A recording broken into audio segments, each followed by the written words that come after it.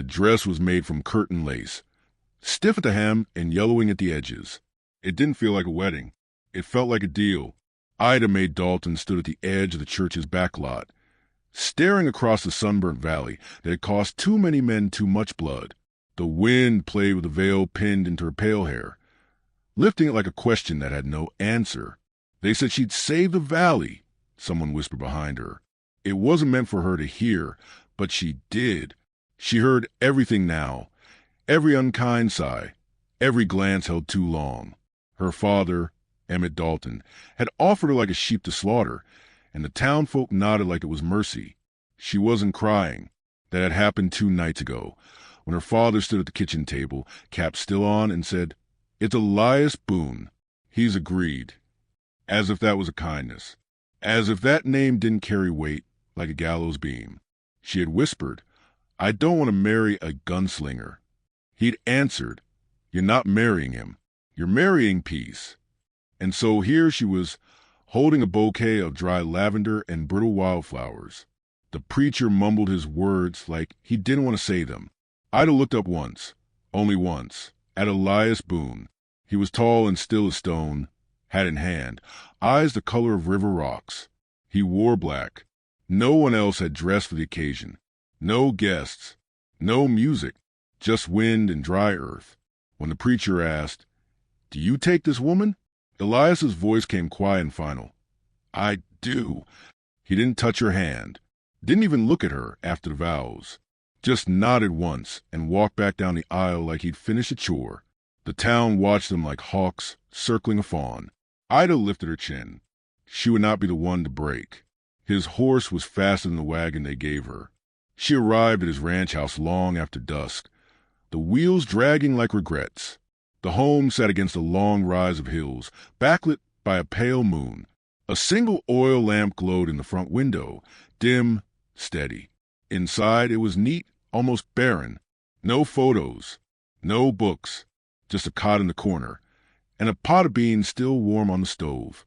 He'd left her a plate, and a blanket folded at the foot of a second bed. He did not return that night.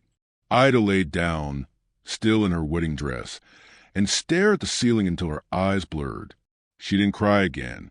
She had cried enough in her life to know it didn't bring comfort, only salt. Morning came silver gray, the kind of light that makes dust look like smoke. She found him in the barn, saddling his horse. He looked at her once, nodded again.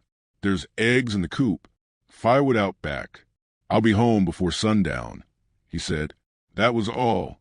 She nodded back, not because she wanted to, but because he'd left room for her dignity, and she clung to it. By midday, she'd scrubbed the front porch clean and laid out the wedding dress to dry. She made herself eggs and ate alone. Every bite felt like defiance. The town had expected her to be frightened, maybe shattered. She would not give them that satisfaction.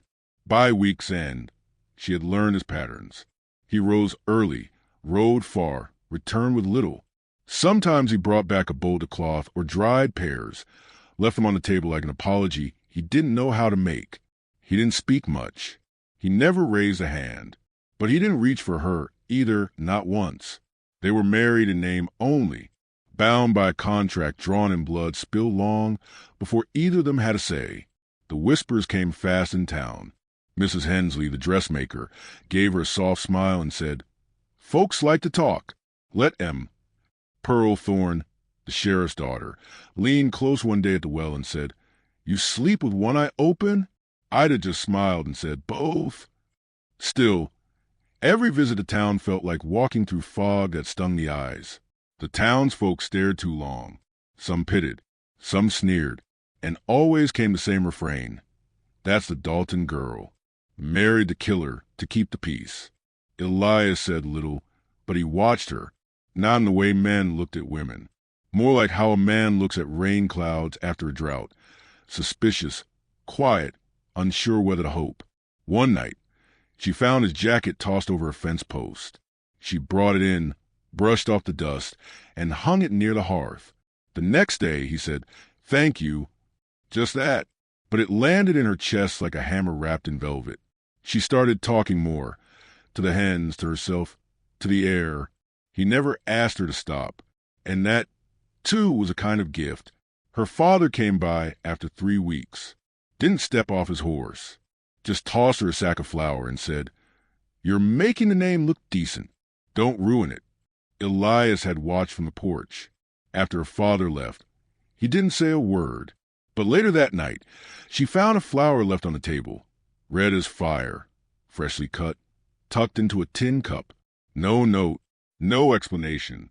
She didn't ask. Instead, she placed it on the windowsill and sat beside it as night crept in. The wind howled outside. The wood popped inside. And for the first time in her life, she did not feel afraid of silence. On the last day of that first month, a letter came. Elias stood at the gate, opened it, read it, then folded it without expression. "You should know," he said that evening. "They're thinking of revoking the deal.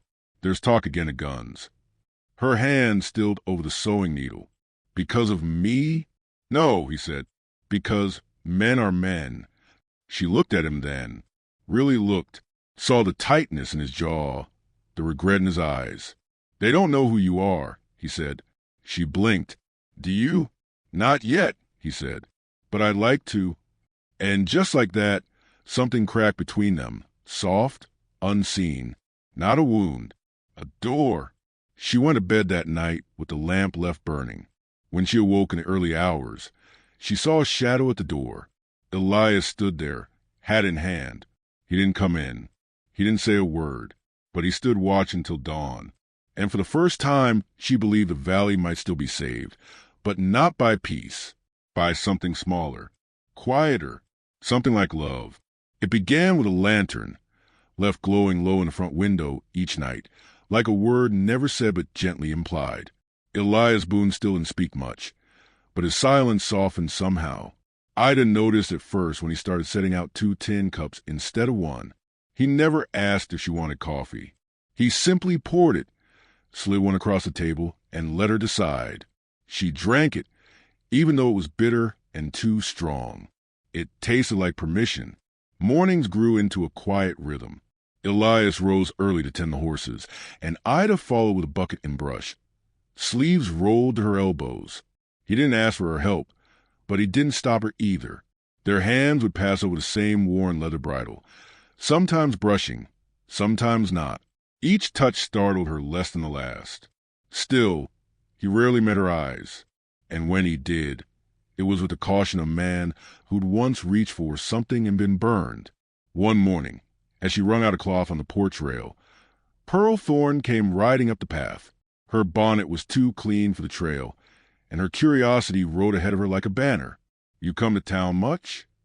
Pearl asked, voice light as a skipped stone. Ida shook her head. "Only when I need flour or thread. Folks say you don't talk." "That true." Ida glanced at the barn, where Elias worked inside, sawing wood for a broken trough. "He listens more than most," she said. Pearl gave her a sly grin. "They say you sleep in separate rooms." Ida's breath caught, but she smiled careful. "They say a lot of things." That night, Elias placed a wrap bundle on the kitchen table. Inside was a bolt of soft linen in faded blue. "For you," he said. She didn't ask where it came from. She touched the cloth like it might disappear. "Why?" she finally whispered. "You sew," he answered, as if that explained everything. And maybe it did. Ida spent the week sewing by lantern light. She made herself a dress, not bridal, not mourning, something in between. She wore it the next Sunday when she followed Elias into town for supplies. The town square quieted when they arrived. Eyes turned. Gossip buzzed like flies over a carcass. Sheriff Thorne met them at the store. He was a tall man with eyes that measured people like debts. "You've been quiet, Boone," the sheriff said. "Folks wonder what you're building out there. Some say you're raising arms." "I'm building a fence," Elias said calmly, "to keep what's mine safe." Ida stood beside him, steady as a church bell. Thorne glanced at her. "Your girl looks well fed." "She feeds herself," Elias replied. That night, Ida replayed the conversation in her head. Every word Elias had chosen was exact, sharp-edged but gentle. He hadn't claimed her. He hadn't called her wife. But he hadn't let her stand alone either. Late one evening, she found a letter under the stack of saddlecloths in the barn. It was half-written in Elias's firm hand. The top read, "Ben, I married her like they asked. She don't complain. She works hard. I leave the lamp on. I try not to scare her. I don't know if I'm good for anyone, not after what we saw, but she hasn't left. I don't know if that means anything." Ida folded the letter and returned it without a word, but the next morning she laid a biscuit wrapped in linen on the saddle he always used. She didn't say anything, didn't need to. Later that night, Elias lingered in the doorway. His voice, quiet and rough, broke the still. "You read it?" "I did."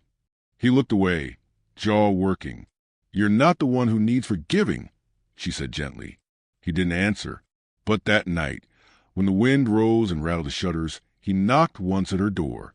She opened it, breath held, but he only placed a kerosene lamp on the table and said, "Keep this near in case the power line breaks." She smiled, even though there was no power line for 50 miles. By the end of the second month, the routine had changed. They began to cook together, her kneading dough, him slicing jerky. He carved a small wooden shelf for her sewing things. She mended a tear in his coat, stitched neat and strong. They shared a laugh once when the old rooster tried to steal her hat. The sound startled them both. Elias had a low laugh, like thunder far off but not threatening. One evening, Ida returned from the creek with her arms full of wet linens, only to find Elias waiting beside the porch with a bundle of fence posts over his shoulder. "Was thinking," he said, "we could plant wildflowers along the ridge." "For the bees?" she asked. "For the beauty," he answered. Ida felt her cheeks warm. She nodded, but not everything softened. One day, smoke curled in the distance. Someone had burned a message in the Dalton hayfield. "Traitor." Ida saw it from the ridge and said nothing, but Elias saw her hands trembling. "They'll talk," he said that night, sharpening his blade on the porch. "But they won't touch you."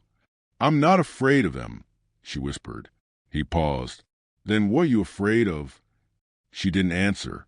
That night, she found the lantern already burning when she entered her room, and on the table beside it, a small carved horse, simple, clumsy, but shaped with care. She didn't touch it, just watched it until sleep came. The next morning, the wind came in warm from the west. Birds were loud in the fields. She stepped outside with a cup of coffee and looked across the land that had once felt like a cage. Now it felt like something else. Not home, not yet, but not a prison either. Elias came around the corner, hat low over his brow. She lifted her cup in greeting. He stopped beside her, looked out toward the horizon. Fence will be done by week's end. Good. Then maybe a porch swing. She blinked. For sitting? For two, he said. She didn't smile, not quite, but her eyes softened. "You ever think it'd be like this?" she asked. "No," he said honestly, "but I'm glad it is." And for the first time, she believed he wasn't just tolerating her. He was trying, quietly, with fences and flowers and lamplight. And sometimes that was louder than love could ever say aloud. The rumors changed their shape like smoke from a morning fire. First, they said Ida was doomed to vanish like dust in the wake of Boone's silence. Then they said she'd gone mad from loneliness.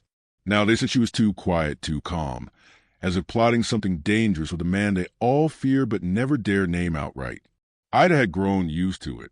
The half-glances, the stiff greetings, the way folks whispered not when she left, but the moment she stepped inside. The general store, the post, even church, every place bore its own hush when she passed. Women looked away. Men studied their boots. "They say he's got a grave dug for you already," Pearl told her one market day, half laughing, half hopeful. Ida didn't flinch. She picked up her thread and honey and said, "Well, at least I'd be buried under wildflowers." That silenced Pearl for a week. But the gossip had teeth, and Ida could feel them scraping bone every time she walked home past the sheriff's office, where Thorne watched her with narrowed eyes, as though she carried dynamite in her apron pocket. The truth, though, was simpler than they'd ever guess. She wasn't breaking, and Elias Boone wasn't made of iron. He was already cracked in more places than he let on. One evening, while she swept the porch, she found him kneeling by the fence, staring off toward the sunset. His hat was off. His hands were still. His eyes were darker than usual, almost hollow. She walked down slow, cautious. Something wrong with the fence? No, he said, just remembering. He didn't elaborate, and she didn't press him. But later inside, she found a faded photograph tucked into the drawer, where he kept nails and thread. Two boys, one clearly Elias, younger, laughing, the other with wild hair and a crooked smile. On the back, Ben, age 12. You were always the brave one. Ida put it back, heart aching, not from the photo, from what it meant. That night, she made stew and set the table for two, though he hadn't spoken since morning. When he finally came in, boots caked in red clay, he sat without a word, spooned stew into his mouth like it was fuel and not food. Halfway through, he said, "They burned our house with Ben still inside." Ida's spoon stopped. "I was 18. I had a gun. I should have been there." His voice cracked, not like a branch, like something brittle and sacred. She whispered, "Why are you telling me this?" "Because you stay," he said, "and they'll come for you too." She stared at him, this man so feared, so falsely understood, and she realized something that felt like heat behind her eyes. He wasn't silent out of hardness. He was silent because words had once failed him, and he hadn't trusted them since. "You don't scare me," she said. Elias looked up, eyes rimmed red. "Then you're the only one." The next day, she returned to town alone. The trip was simple. Lamp oil, salt, a spool of strong blue thread. But the stares were worse than usual. Pearl approached again, lips painted too pink, voice too sweet. "You could come stay with us, you know. Sheriff says he'd grant annulment easy. Says you look pale." Ida turned to her, voice low and even. "I'm married, not in prison." Pearl blinked, taken aback. "You know, some say he only married you to look clean," Pearl hissed. Ida stepped closer, eyes fierce. "And what if I married him to heal?" The town square stilled. Even the wind seemed to stop. She didn't wait for a reply. Back home, the air hung heavy with approaching rain. Elias was on the roof, hammering down a tarp over the lean-to. She brought him a drink, then climbed up beside him. "You shouldn't be up here," he said. "Then asked me to come down," she challenged. He glanced at her, something unreadable flickering in his expression. "I won't." She watched the sky for a while. Storm clouds tumbling low and restless. "Do you miss him every day?" she asked. He didn't pretend to misunderstand. "Every day. Every night." "And do you forgive the ones who did it?" He paused. "I forgive the ones who didn't stop it." Ida nodded. That answer said more than any gun ever could. They sat in silence until the wind carried the first scent of rain. Then Elias said, "Ben used to hum when he was scared. Some old lullaby our mother sang. I still hear it sometimes when it's quiet." Ida closed her eyes. Later, after the rain came soft as breath, they stood at the open barn door together. No touching, no dilations, just the hum of something shared between them. Grief, maybe, but also trust and quiet respect. A week later, a stranger rode into town. Tall, mustached, eyes too sharp. He asked for Elias Boone by name. Sheriff Thorne sent word to Ida, not out of kindness, but out of spite. "Old friend of your husband's come calling," he said, arms folded. "Looks like trouble dressed in Sunday clothes." Ida rode fast. When she reached the ranch, Elias was already outside, rifle slung but not raised. The stranger smiled slow and wide. "You're slower than you used to be, Boone." Elias said nothing. Ida stepped off her horse, breath tight. "Who are you?" The man tipped his hat. "Call me Finch." "Me and Boone. We shared a bit of hell back in Texas. Thought I'd see if he'd gone soft." "He hasn't," Ida said. Finch studied her, then grinned. "Maybe not, but I see he's got a reason to pretend he has." Elias stepped forward, voice steady. "You're not welcome here." "No," Finch said. "Thought maybe you want to hear the name of the man who lit your brother's house. I've got it. Took me years to get it. Ida saw Elias's fingers tighten slightly around the rifle, but he didn't raise it. Don't want it, he said. Finch tilted his head. What? No revenge. You're really going to let him walk free? Elias didn't blink. I'd rather let him rot without knowing I cared. Ida felt her heart tighten. This wasn't weakness. It was something far rarer, restraint. Finch laughed once, cruel and empty, then turned his horse and rode off without another word. When he was gone, Elias sat down on the porch step. His shoulders slumped, not from fear, from relief. Ida sat beside him. You could have shot him, she said. I've shot enough things that never came back, he answered. That night, Ida placed her wedding band on the table between them, not in anger, not in rejection, but in offering. If we stay married, she said, I want it to be for us, not for deals, not for fear, just for what we're building here. Elias looked at the ring, then at her. Do you still want me? She didn't smile. She didn't need to. I'm not afraid of what you've done. I'm afraid of you forgetting you're still good. He picked up the ring, slid it back on her finger, this time with both hands, one holding, one steadying. I don't know what love is, he whispered. You're learning, she said. So am I.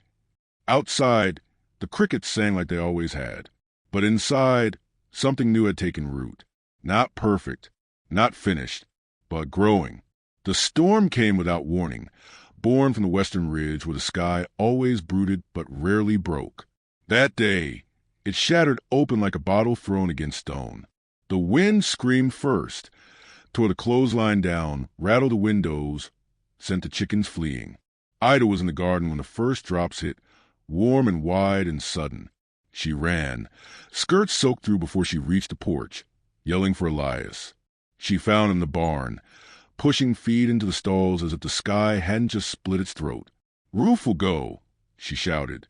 I know, he said. Then it did. One sharp gust, like God had drawn breath too deep, and the main beam over the kitchen groaned, shuddered, and gave. Ida screamed.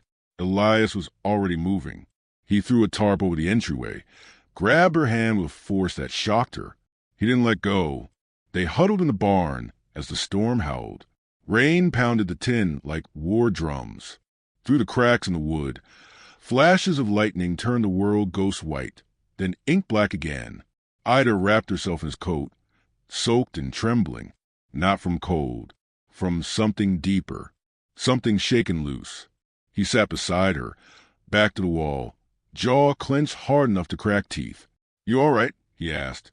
She nodded, but she wasn't, because when he grabbed her hand, it was the first time he'd touched her like she was precious, and that was scarier than thunder. The morning after, the house looked like something left behind. Part of the roof had folded in. The bed was damp. The hearth was a dark ruin. A sparrow had flown in through a shattered pane and couldn't find its way out. Ida opened every door and window, let light and wind chase the ghost air away. Elias worked without a word, pulling down loose beams, laying out salvage. They didn't speak until dusk. We could rebuild, she said. Elias nodded. Or we could leave. His hammer paused mid-swing. She swallowed. If we left, we wouldn't owe anyone anything. Not your brother's memory. Not my family's deal. Not this town. He lowered the hammer, looked at her for a long time. I don't want to leave, he said. Not unless you do. I don't. He smiled, the kind that barely tilted his mouth. But she saw it. You're not who I thought you'd be, she said softly. He leaned the hammer against the porch rail. Neither are you. Sheriff Thorne rode up 2 days later, trailing 2 deputies in the usual air of unwelcome righteousness. The rain had left mud thick as grief in the front yard. You plan to fix this place? The sheriff asked, motioning to the half-collapsed house. Elias said nothing. I asked because word is your cousin in Dawson County stirring again, Thorne continued. They say he wants blood for the marriage deal. Ida stepped forward. There is no deal anymore. Thorne looked at her like she'd spoken out of turn. She didn't lower her eyes. I wasn't a token, she said. I'm a wife. You're a girl caught in bad weather, the sheriff muttered. No, Elias said finally. She's the one who pulled me through it. Thorn didn't like that, turned his horse around, and left without another word. But Ida saw it, how Elias's hands shook after the lawmen were gone. How long? He stood watching the road like it might bite back. They worked through the week, repaired the roof together, side by side. Elias carved replacement beams while Ida mixed mortar with her bare hands, wrists aching by sundown. They slept near the hearth on pallets. Shared soup made from salted meat and stubborn potatoes. One night, as the fire crackled low, Elias said, "You ever think about the future?" Ida looked over at him, hair damp from the evening wash, hands raw from labor. "I used to imagine escape," she said. "Now I imagine peace." "Peace," he echoed, like he wasn't sure what that meant anymore. "With you," she added. He looked at her as if he were seeing something both fragile and eternal. "Then I'll try to make this place worthy of it." The next day, Pearl came with news. "There's talk," she whispered at the edge of the well, "that your cousin's bringing men, that the town won't stop him." Ida filled her pail with water, steady and slow. "I'm not going anywhere," she said. "Why?" Pearl asked. "He's not even. He doesn't even—" "He does," Ida said, and she left her standing there. When she got home, Elias was oiling his rifle. She sat beside him, said nothing. After a while, she asked, "Do you want to fight?" "No," he said, "but I will." "Good," she said. "But if we have to fight, I want it be side by side." He looked at her with something that wasn't gratitude, wasn't surprise. It was reverence. Later that evening, a letter came, delivered by a trembling boy, eyes wide with what he'd read on the way, to the woman who was bought and the man who forgot how to shoot straight. "You got 1 week to leave, or we'll finish what should have been done at the altar. See Dalton." Ida held the letter over the fire, watched it curl into ash. "I'll understand if you send me away," she said. "I'll only ever send you one place," Elias answered. "Forward." That night, she took off her apron, scrubbed her hands, braided her hair with purpose. Then she walked out into the field where the wind had stripped the last of the corn. She knelt and placed her palms in the soil. "Please," she whispered, "let me stay." Whether to land, to God, or to the ghost of her old self, she wasn't sure. They spent the next day preparing, not for war, but for truth. She stitched patches on his old shirt. He built a second door latch, silent, purposeful. And just before supper, he carved 2 simple wooden rings, held one out to her, like it was a question. Ida didn't cry, didn't gasp. She slipped it on, and whispered, "Now it's real." That night, thunder rolled again in the distance. Not a storm this time. Something slower, more human, a reckoning. But Ida wasn't afraid. The roof had torn, the house had buckled, but something stronger had held. Her, him, the thing between them. It didn't have a name, but it looked like faith. The sky was too quiet, the kind of hush that always came before something broke, bone, storm, or vow. Ida stood barefoot on the porch, her apron dusted with flour, the scent of baking bread still trailing behind her. But in her hands she held a rifle, not loaded, not needed, yet. Elias stood a few paces away, adjusting the bridle on his horse as if it were just another morning, as if a blood fret hadn't been nailed to their gait in the night, as if the road stretching toward the ridge wasn't about to deliver men who once called her kin. She watched him work, the way his hands moved slow but sure. There was a stillness in him now, not surrender, but readiness. That kind of steadiness only comes when a man's already died once inside and has since learned to live more quietly. "They'll be here before noon," she said. He didn't look up. "Let them." Ida breathed deep. The valley carried a strange scent that morning, part dust, part damp grass, part something like courage. "You could still run," she offered. Elias looked at her then. Really looked. "So could you." She didn't flinch. "I'd rather die standing beside you than live lying to myself." He nodded, and that was the end of it. They waited in silence. She cleaned the hearth. He checked the barn gate.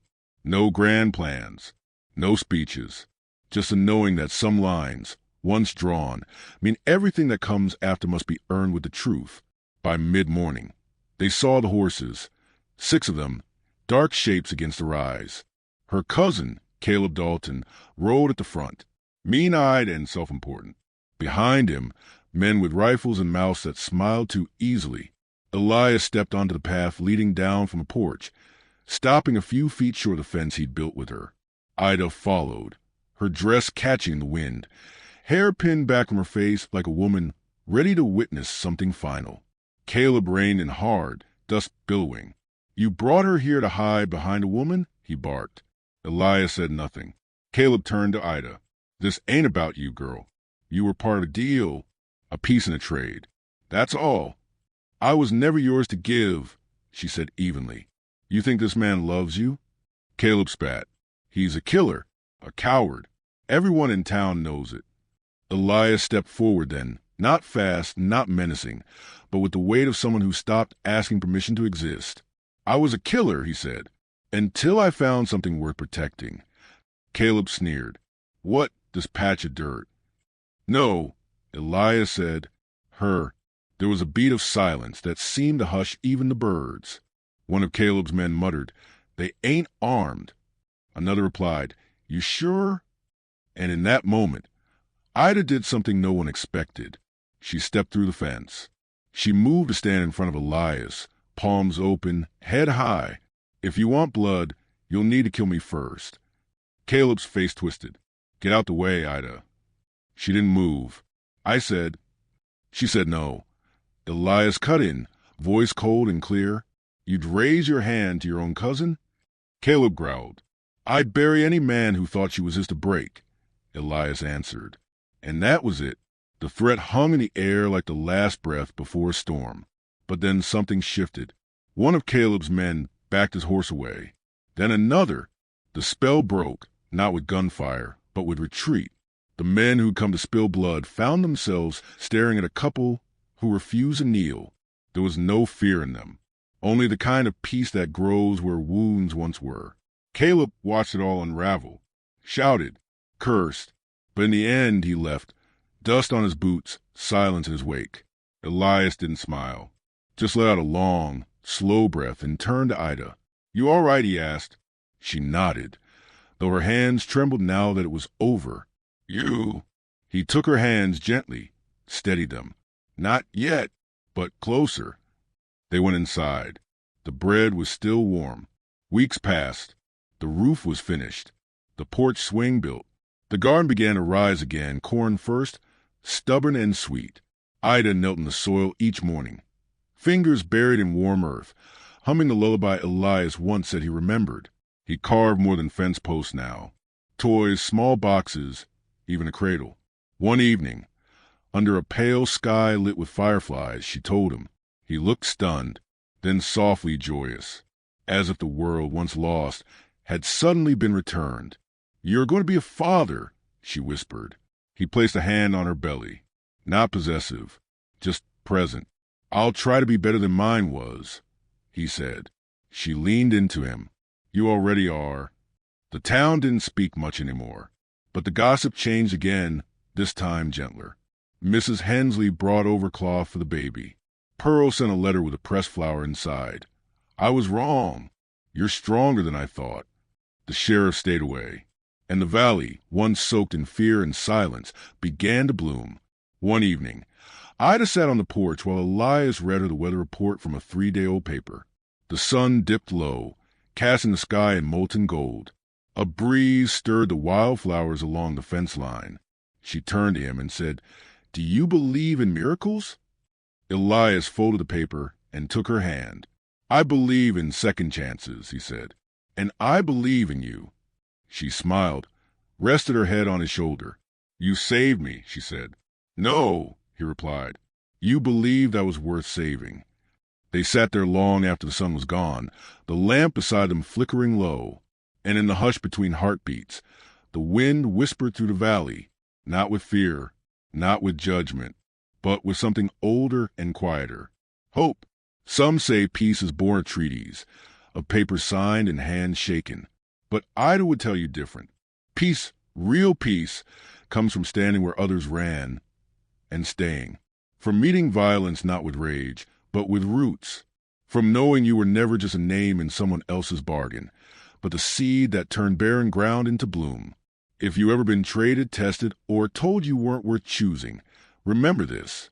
Even a gunslinger laid down his weapon when the right woman stood beside him.